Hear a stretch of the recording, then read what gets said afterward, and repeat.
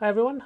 In this video, we're gonna look at stretching and compressing. So far, the transformations that we saw were what we call rigid transformations. That is, the size of the graph or the shape of the graph doesn't change.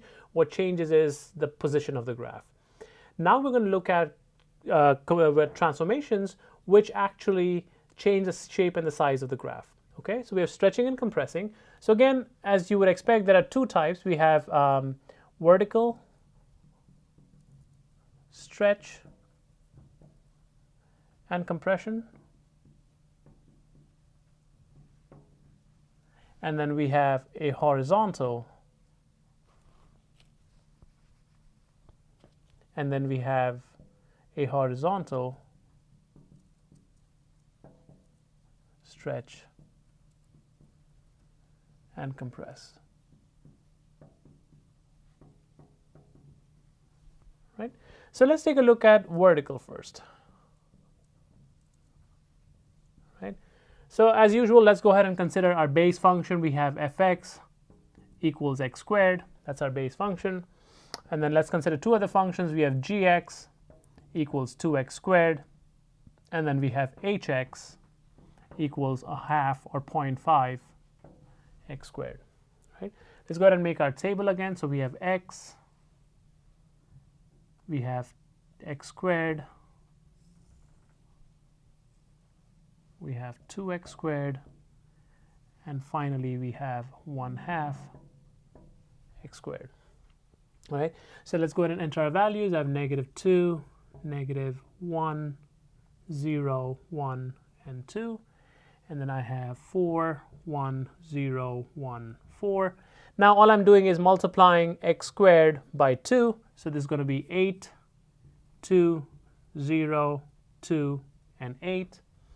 And this is going to be 2.5, 0, 0.5, and 2.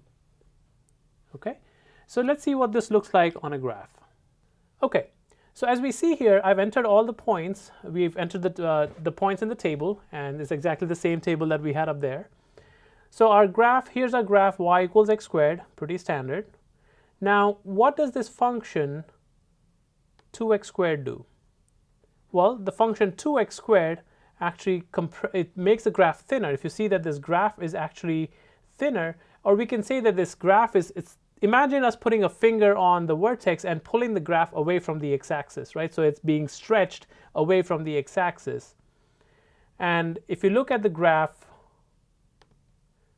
of 1/2 x squared, we see that, right here are the points, and we see that the graph of 1/2 x squared is actually a compression. That is, imagine me compressing the graph towards the x-axis, right? I'm going to put my finger here so that this point is fixed, and then I'm going to compress the graph towards the x-axis, and so that's what the 1/2 x squared is going to do.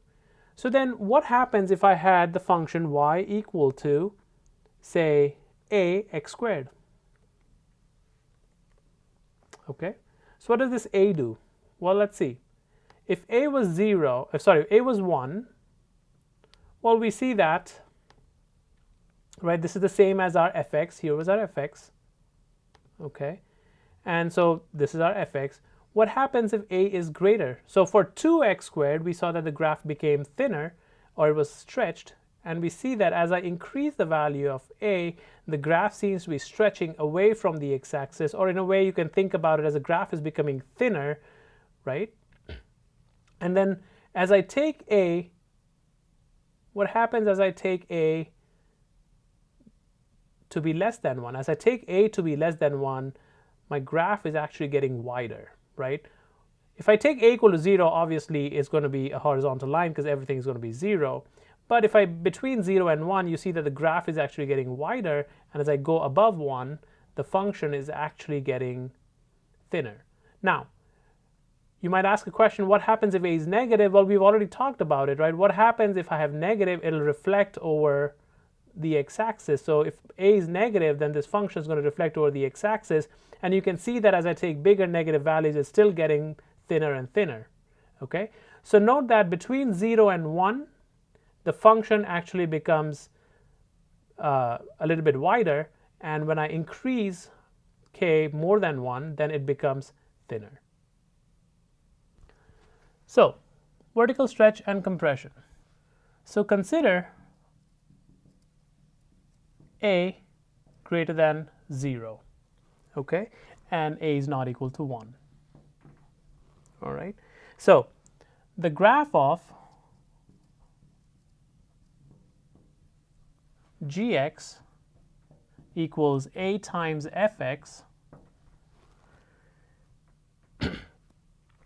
is a vertical stretch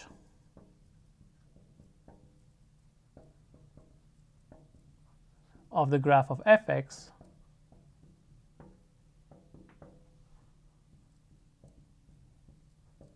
if a is greater than 1. So if a is greater than 1, then we saw that the graph got right, it was stretched in an upward direction. And so I'm going to make a point here. And the graph of gx equals a times fx is a vertical compression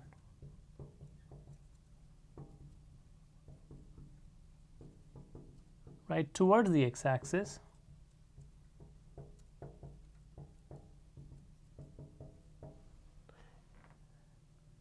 if 0 less than a less than 1.